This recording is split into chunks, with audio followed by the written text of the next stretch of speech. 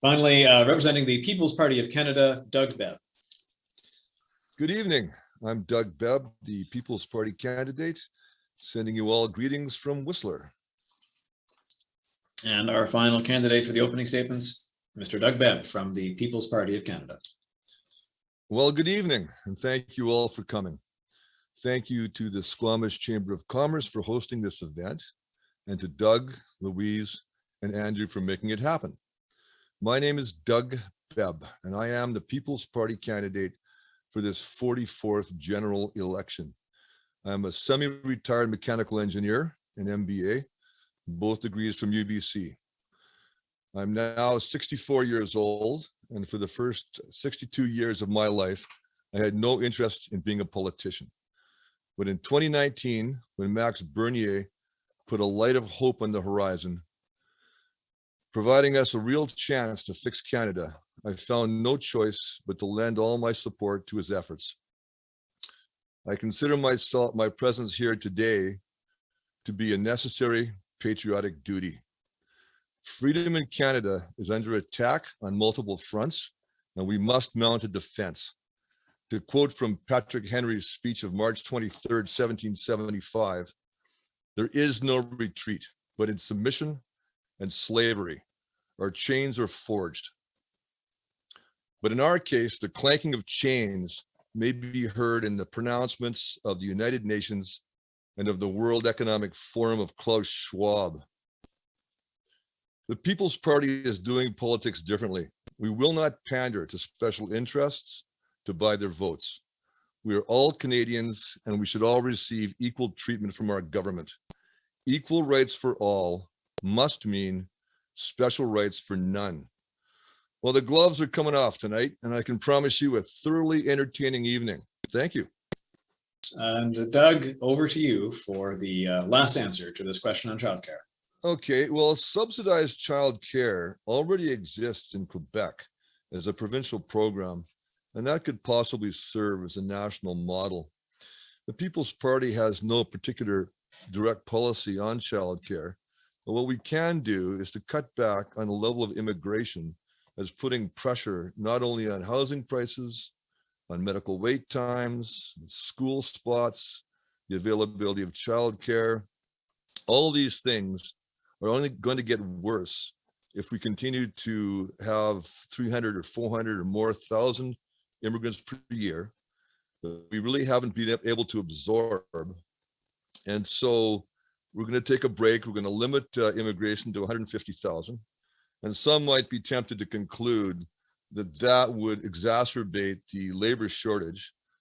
But the fact is, I've talked to many people in Squamish, and they're going rock climbing on CERB rather than go to work. And so these incentives the Liberal government has put in place in order to ease the COVID problem is actually a big factor in causing this lack of available work. And everybody knows this. It's you talk to anybody in restaurants there that's working, and half of them just don't really want to work because it doesn't pay them any more, and often less than CERB would provide for them. And that's about all I have to say on childcare. Thank you. Over to Doug Bebb. Sure. Well, Mike and Patrick are trying to force vaccinate everybody. Yet the vaccination is failing in Israel, which is one of the biggest, most uptake of vaccines anywhere in the world. The vaccines were never intended to prevent disease. They were intended with their clinical studies to reduce symptoms and prevent bad outcomes. And so that was the initial strain. And now with the Delta variant, the vaccines are failing miserably, and with the strains in the future, the efficacy of vaccines is likely close to zero.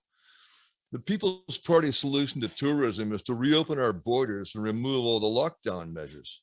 Australia has proven beyond any doubt that a zero COVID policy is just not workable.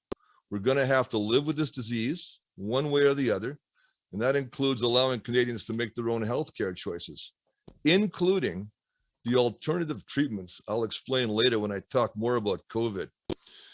We recognize that while these lockdowns are under provincial control, the simple fact is that the provinces would stop all this madness the very same day we withdraw the subsidies that enable their violations of our charter rights. So that's what we're going to do. We'll eliminate all these destructive subsidies to the provinces that enable them to trample all over our charter rights, subsidizing businesses that are suffering under draconian public health measures by spending huge amounts of money, freshly minted by the Bank of Canada, might have provided some short-term relief. But now that the liberal inflation has begun to rage in Canada, the time to end this insanity is today. The People's Party will put Canada back in business, helping tourism and every other aspect of our economy. Thank you. And again, rounding out the candidates on the question of trust, Doug, over to you. Well, no, Patrick, trust in government is not a function of engagement. It's a function of consistent ethical behavior, which is completely lacking in your current liberal government. It's not an indictment of you. I mean, you're a good guy, I think, but your government's corrupt. It's simple as that. Trust in government means confidence by the citizens that the government will always act in the best interest of its citizens. When corruption sets in, when government begins to act in the interest of special interest groups, that's when confidence erodes and trust disappears. The People's Party is new, it's uncorrupted, and makes the explicit promise that it will not pander to special interests, take money on the sly, all these things where there's a circular flow of money around and special deals for groups with government like your party does. And it's been proven several times. And so that's what we're going to do. We're going to model, I'm going to read from this recent pamphlet here. This came in the mail to everybody in our riding. And so we're going to clean Ottawa. We're going to model the highest standards of honesty and fidelity to our public office. And that's all I have to say on that matter. And Doug, we now turn the floor over to you. Well, thank you for the question, Jennifer. I welcome the opportunity to address the press directly.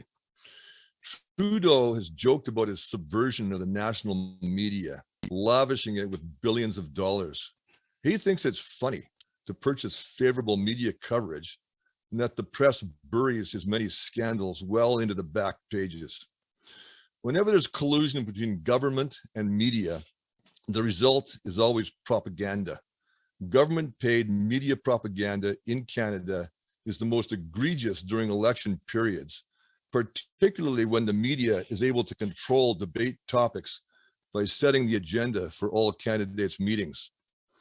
We saw this clearly at the Whistler All Candidates meeting when peak editor Claire Ogilvie directed her questions only to candidates of the establishment parties, effectively freezing out the rest of us.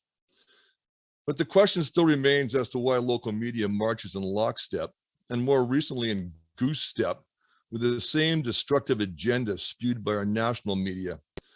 A big part of the reason was revealed 2 days ago when Trudeau's payoff to local media was uncovered by a Freedom of Information request.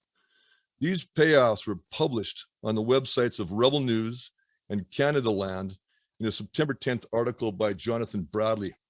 The list of recipients is extensive, at 29 pages long.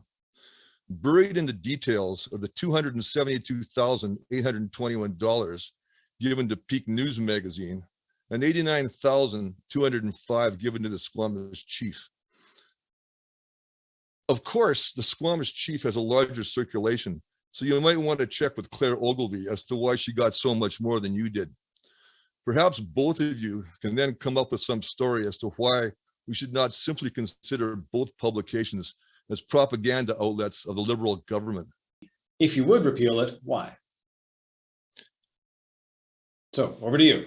So it's over to me. I think that we probably will. Now, this is our latest mail out, and it says facts matter. And before we can have a proper discussion of COVID, we need to examine all the facts. Our most recent mail out says this: a People's Party government will ensure that every Canadian is free and not coerced to choose or not to choose any medical procedure or treatment, including a vaccine, with informed consent, which includes awareness of other effective therapies. Alternative treatments include very low risk alternatives, including hydroxychloroquine, ivermectin, which has all but eliminated COVID in India. Doug, we have a question for you specifically, and that is as follows.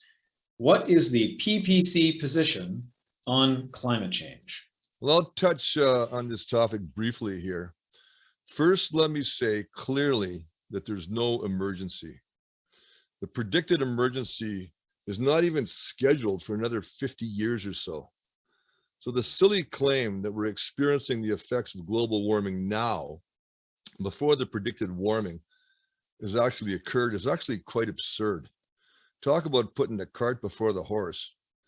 The much referenced Intergovernmental Panel on Climate Change, or IPCC, has been a fraudulent body from its inception. And you can read more about this on my website, bebppc.ca, under the climate tab. Snake oil salesman Al Gore and Morris Strong cooked up this using biased terms of reference and then went on to profit handsomely from the scam. Today, the IPCC cannot back down from the nonsense it publishes because to do so would negate the very reason for its existence.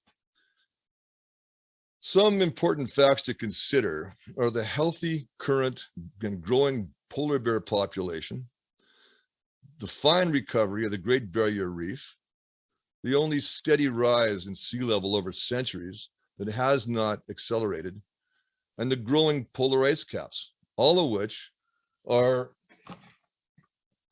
easily researchable and in fact available in Patrick Moore's book, Fake Invisible Catastrophes and Threats of Doom, which is written at about the age of 15, 16, and probably understandable by most, including the Green candidate. So the ice caps were previously forecast to have completely disappeared by now.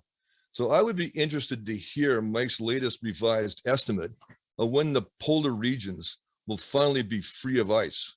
Please do tell us when, Mike. Just give us the date. I'm afraid that is 2 minutes. And although, Mike, I'm sure you'd like to respond to that, we actually have to move to closing statements from everyone. And Doug, the final closing statement of the night is yours. Good. I'm glad to have a word here. This is the ad that appeared in page 44 of the Whistler Peak today. It's going to run in 4 papers in the Sea to Sky region. And it's about a COVID treatment by SaNOtize in Vancouver company. It's an antiviral nasal spray that reduces the viral load in the upper airway by 99%. SaNOtize has been approved in Israel and the EU. It's being withheld from Canadians by Health Canada under the Liberals. This is an outrage. Why is this? And that's what our ad asks, that question. Why are they not providing this treatment for COVID?